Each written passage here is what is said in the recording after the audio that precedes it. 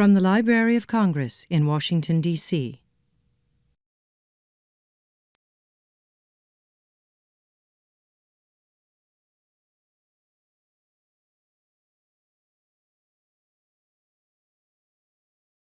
David Bromberg, it's always great to have you back here at the Library of Congress. Thank you so much for coming. Thanks for having me. And you're here to talk about your American violin collection. Yes, I brought a violin today that was made in Baltimore. And I think the idea today is to contrast the way that fiddlers and classical violinists use the instrument, yes? Yes, because people use those terms interchangeably. In fact, what was the story you were telling me before? Well, Perlman always called his instrument his fiddle, and Vassar Clements, who was one of the world's greatest fiddlers, always called his violin. So And go figure. So is it the same instrument? When people ask me what the difference between a fiddle and a violin is, I usually say around $10,000. But it is the same instrument. It's what you can afford and what you like. Although fiddlers and violinists, fortunately, like different kinds of sounds. There's other differences. Violinists like something that will cut through a 40-piece orchestra. The first overtones you lose when you're playing with a bunch of other musicians are the lower ones. So violinists gravitate towards things with a strong upper sound, a penetrating trebly, more penetrating trebly sound. And the only instruments that have both that and a warm quality are Guarnerius del Gesù violins. And this is a copy of a del Gesù. That doesn't mean it's going to have that, but this one does. And what do fiddlers, you say, they like a what warm do they like? sound. They like a warm sound, and if they want to be louder, they'll use a microphone. And also, the fiddlers don't care who made it or how broken it's been.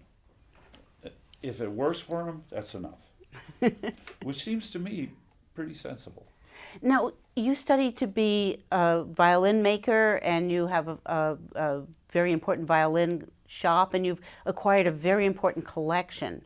And I know you came by a while ago with a number of violins made just in Chicago. But today you've brought something closer to Washington. You have a Baltimore instrument? Well, Luther Heiges was born in York, Pennsylvania, and he was a fiddle maker that made this fiddle. he was a good violin maker who made this, and people there's been a lot of speculation and incorrect information about him. People thought maybe he was born in Germany because his name is kind of German, Heiges, and nobody knows how it's really pronounced. I just assume it's Heiges. And his father was a machinist, and he was born. Well, some sources say he was born in 1900. He was born in 1867. And he went to the Maryland Institute. I don't think I'll get the name right, but it was the famous Maryland Art School. And he graduated in 1900. And he graduated as a musician? No, I think as a mechanical designer, his father being a machinist, I think it had to do with machines. He was fascinated with machines his whole life. I think, along with violins, like many machinists and mechanically oriented people, he was fascinated in the machinery of a pistol.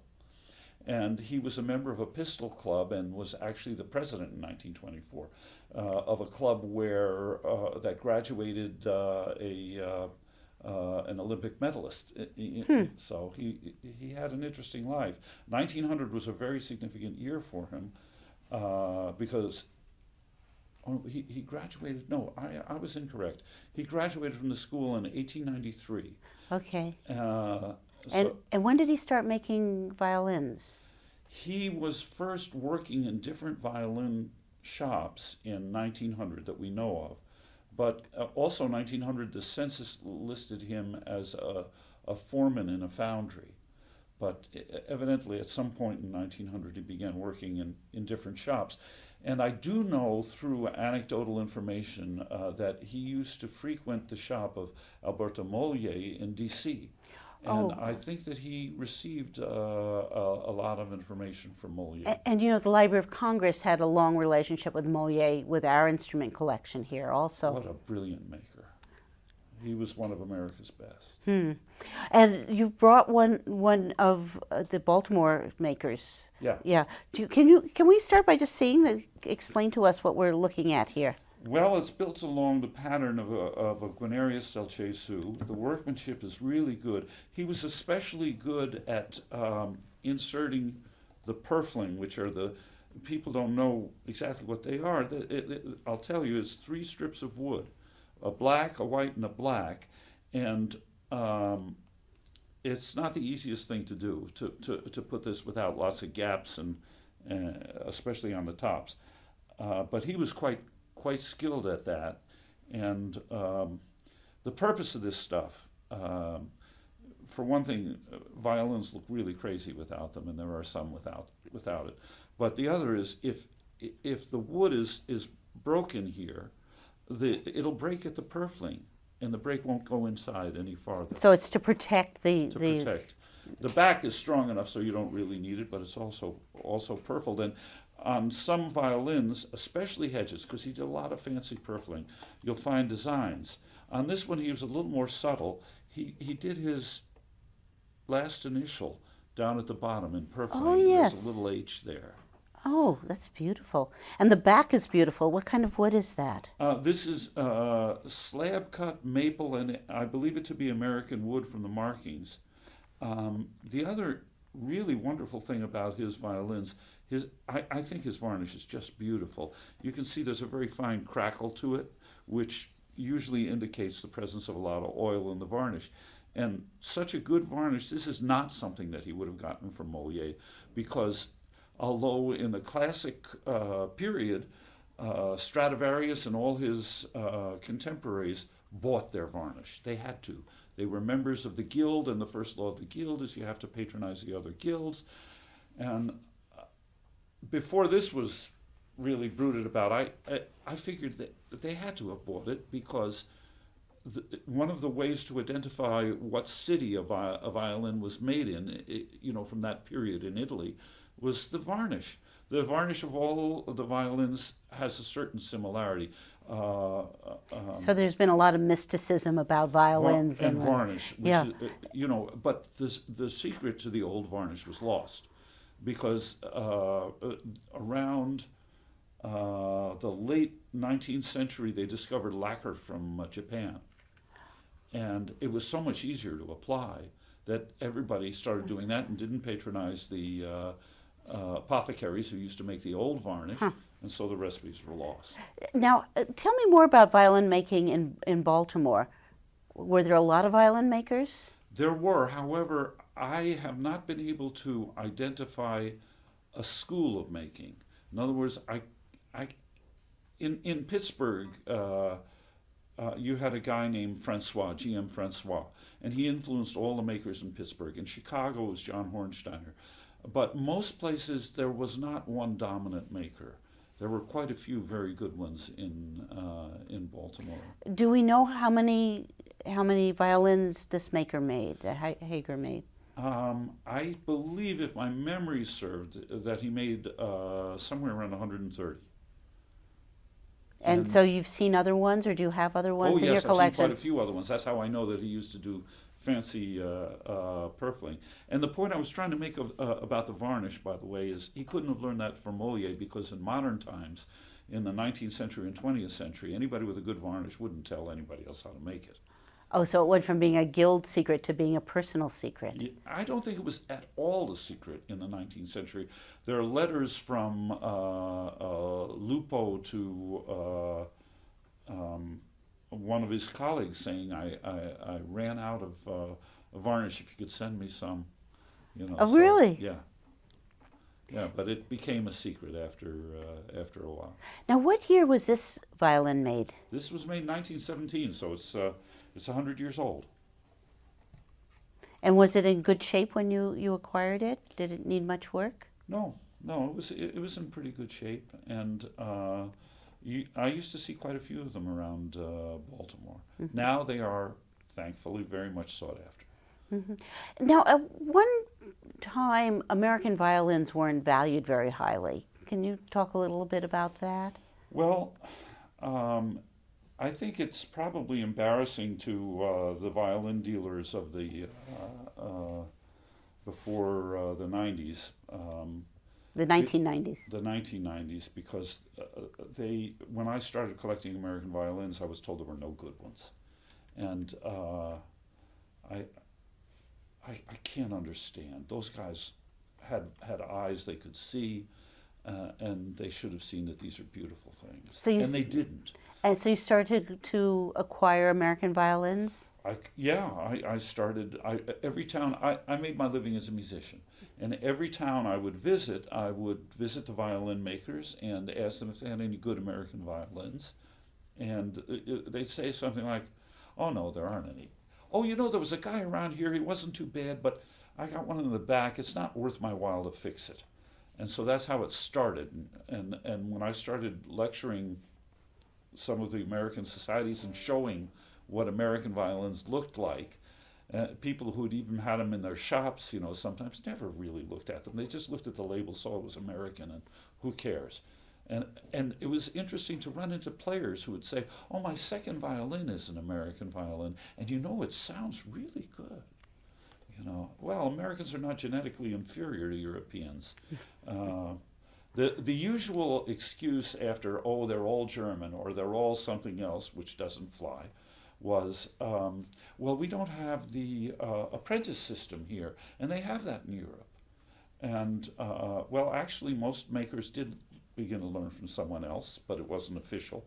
But the real kicker is, in Europe, there were tens of thousands of people who were apprentices and then journeymen, and then had their own shops. How many of them were really good? Tiny percentage. So that's not what makes you good. And it's my theory that what makes a good violin maker is a combination of natural talent, lots of natural talents, not just skill with your hands, but skill with observing and figuring out what's good. But then the other thing is you have to have seen iconic instruments. If you don't ever see a really good violin, you'll never be able to make one. Because it's so much tradition and copying the excellent fiddle makers, violin makers from before. Also, there are mathematical principles. The makers of the 18th century, 17th and 18th century, when the world's greatest violins were made, were very interested in mathematics, the ones who could design violins. And there were very few who designed their violins. Stradivari was one. They were very interested in the golden section, the idea of 2/3, which is dominant throughout nature. If you look at a sunflower or any seeded thing, you'll find that every circle of seeds in a sunflower, the inside one is 2 to 3 on the outside. Well, that goes back to Pythagoras, doesn't yes, it? Yes, yeah. It's the golden, and also the scrolls are based on the Nautilus. And again, in the beginning, you do see the 2 to 3 relationship, but it's very important in the structure of the body, and there are measurements that work better. They just do.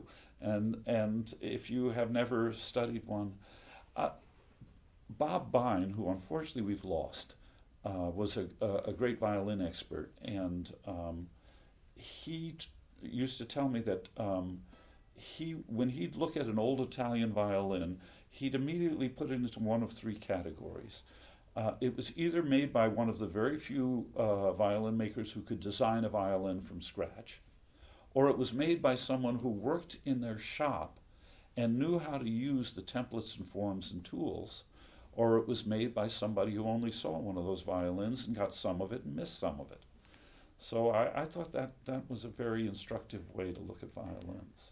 Now you have acquired one of the largest collection of American violins over the years. I think there have been larger ones, but they were not guided necessarily by a knowledge of violin making.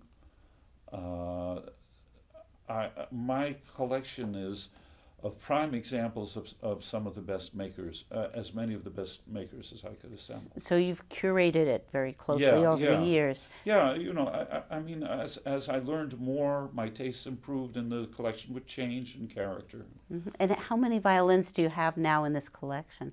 Right now it's 263. That's very impressive.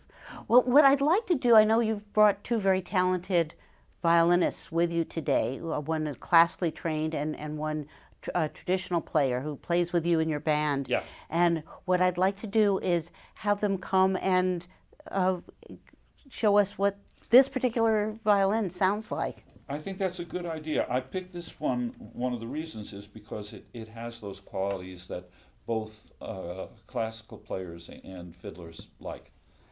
And that's a rare violin. Usually they're over to one side or the other. So it's like a continuum, and some people. Yeah, but this is a good all-round instrument. This is a fine all-around instrument. I think they would both tell you that. Well, let's hear what they have to say. Thank you so much. Sure. Good morning. Thank you so much for coming to the Library of Congress. I want to welcome Kenneth Naito and Nate Growler, and both of whom play violin, different types of violin, and we're going to discuss that. And we have an example from the David Bromberg collection of a Baltimore violin that both Kenneth and Nate are going to play on, and we'll just maybe discuss the difference between fiddles and violins. All right. And today we have a Luther Heiges violin. Is it important what kind of instrument you play on? Oh, yeah, it's definitely important. I mean, as a fiddle player, I gravitate towards fiddles that are a little bit darker sounding. And like deeper? When you say darker, what do you mean? Darker, deeper is probably a good way to put it. I guess maybe one thing that I tend to shy away from is something that's really bright. I think maybe classical players like a little bit brighter sound, but fiddle players, we always play in a mic typically, and so we want something that's kind of warmer, darker, and we can just put a mic on it, and we don't really have to worry about reaching the back of the room so much. Does that blend better with the ensembles you play with? Yeah, I definitely think it does. In bluegrass music with lots of mid-range kind of things, guitar and banjo, I think it kind of fits into the sound a little better. And Kenneth, what about you? What's your ideal violins? As a classical violinist, when I go search for a violin, I tend to go for a violin that, for example, on the G string, which is the which one is this one right here. It's the one that has the lowest pitch, right? String. Tends to have a more deeper, more darker, I guess in a sense, sound, and then more brighter on the high pitched string known as the E string, and which is the one on this side. On this side, yeah. And so I like to also have a violin that has a very smooth sound as well, something that, because when you're on a stage, right, the violin needs to project very well because we don't use a mic when we play. So I also like to go for a violin that has a very nice sound that can project through in a big hall, and also has a nice ringing tone to it as well. So yeah. So yeah, I think this is a great balance of those two things. I mean, it's got the darker qualities, but it has a really nice focused kind of punch to it where it projects. Yeah, this violin also has a really nice smoothness to it that it's really hard to find when looking for a violin. Like the tone when you play, it doesn't break, it doesn't like jitter. It's just when you put the bow on, just very smooth sound. Yeah. Well, David's point was that there are a lot of great violins, fiddles, whatever you call them, made in America. Mm-hmm. So maybe maybe if we could hear both of you play a little bit on it, people can get an idea of both this particular instrument and the differences in your styles. So who wants to go first? Well, you're the one holding the violin. Rock, paper, so- scissors. You're the one on the end, actually. Maybe. Okay. Well, we might do more than one. So let's start with Of course. Kenneth. Now, what do you explain what you're doing here? Because this is a part of violin playing that most of the audience doesn't see. What are you putting Of course. on? So I'll be playing Johann Sebastian Bach's solo sonata for violin in G minor. I'll be Okay. playing the first movement, the Adagio. So And this- you're putting on a shoulder rest. Correct. Yes, this is a shoulder rest. So this is to allow, because the violin is pretty thin, so not necessarily it will fit to a person's neck, and so the shoulder rest allows for the violin to have a comfortable way of placing the violin in. Because without it, it could be quite wobbly, and so it can move around while you play. But with a shoulder rest, it allows the violinist to be comfortable, and also when they play, not to have the violin move around. So Okay. And and again, you're playing what? Bach's solo sonata, the first movement, the Adagio. Oh, So okay. yeah.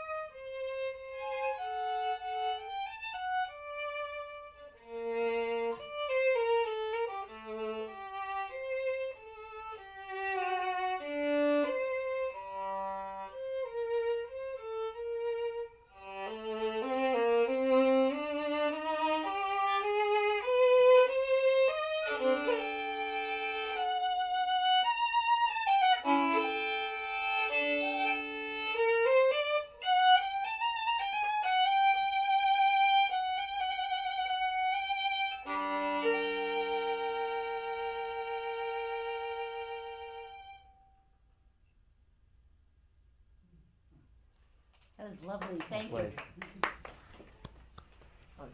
Nicely done. Okay. Okay. Okay.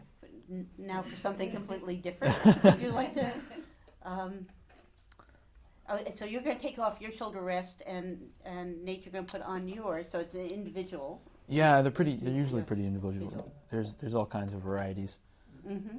Because people all have different neck sizes and shoulder widths as well, so you want to find the one that best fits for you. Yeah, originally violinists did not play with neck Correct. rest. Yeah. The shoulder rest wasn't invented till much later. Yeah. I mean, one side effect to having one is that sometimes the sound can get a little bit more muted because when you put it on, it kind of blocks the sound from the violin. But ultimately, you really want to be comfortable when you play the violin. So that's why the people use the shoulder rest. Mm-hmm. Yeah, I special order an extra long foot piece because I've got kind of a long neck to try to fill that gap a little easier. Okay, interesting. Okay, now what are you going to play? Well, hearing Kenneth do that Bach piece so well, I was thinking about playing something also in G minor, but it's a fiddle tune. It's a your piece was in G minor, right? Of course it was. It's called Fajas Jig. Okay, and that's Irish. Yeah, it's an Irish tune. Okay, are you going to do that and go into another piece, or just? I was thinking about just doing that one. Okay. Okay. Let's hear that.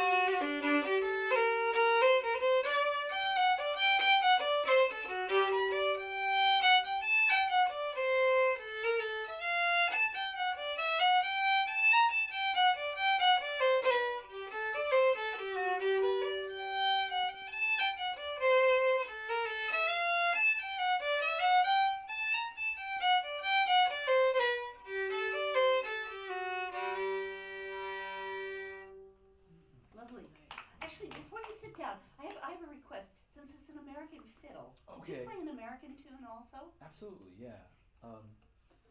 Let's see. I'll do. Blackberry? Oh yeah, yeah. Garfield's. This is called Garfield's Blackberry Blossom.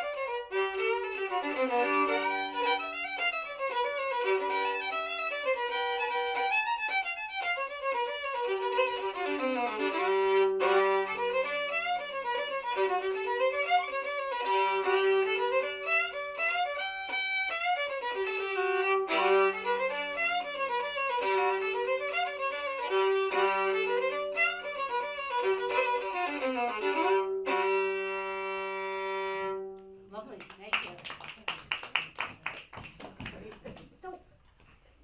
So we really had three different styles of violin playing: classical, Irish style, and American style. Can you just tell me what it's like, what you like about this fiddle, or how this fiddle responds to your different styles? Well, actually, since you mentioned styles, and it's, well, what you define as classical, there are many different eras of music that define a classical. So like the piece I played, the Bach, that is a Baroque style piece because it was written during the 1600s when Bach was alive. And so there's Baroque. There's also classical, which is defined as like Mozart. Mozart was a classical. There's Romantic, which is much more, as the title suggests, is gets more romantic in that there's mid to late 19th century. Right, and then there's 20th century music, which is the 1900s, and then we have modern music. So, it's not just classical is a very broad term for the different types of music that are in the classical. So, but sorry, going back to your question, this violin is really good. It was really good for the Bach, I think, because as Nate said, the dark, quote unquote, dark tones help the mood of the piece, which is a kind of somber, but at the same time, there's a glimpse of hope in the piece. And so I think this violin really helped to make that the mood of the piece. So yeah. I like it. When I was just playing that the tune Garfield's Blackberry Blossom, it's old time tune, and there's kind of like a rawness in old time music, and this violin has that sort of raw quality to it, in a really good way, because it's a beautiful sound it makes, but you're able to kind of draw out this sort of dark raw tone that I think fits that style really, really well. And with the Irish, it sounded great. I mean, it's sort of I see Irish players kind of really be able to draw a lot of sound without using very much bow. And you can play the strings really softly and get a nice sound. So it's like you can really kind of create that dynamic thing well so with this is violin. Very responsive instrument. Absolutely. So you get just a real range of different. It does what you ask it to do as a performer. I think so, definitely. Yeah. Do either of you play an American fiddle now? Actually, I do. Yes. The violin I'm currently playing on is by a violin maker named Jeff Phillips. It's a beautiful violin. It was actually made, I think, 2 years ago, so it's a very recent violin. But he made it here. He lives in America, and he made the violin, and it's a beautiful modern violin. So he's continuing the tradition that David was talking about of fine American violin making. Oh, there are many amazing, wonderful modern violins. If you asked me this question 10 years ago, I would be a little bit questionable, because I feel like the violins made back 10 years ago were still a little bit iffy as terms of the quality. But now there's the art of violin making has really gone up in quality. Yes. But this was made 100 years ago.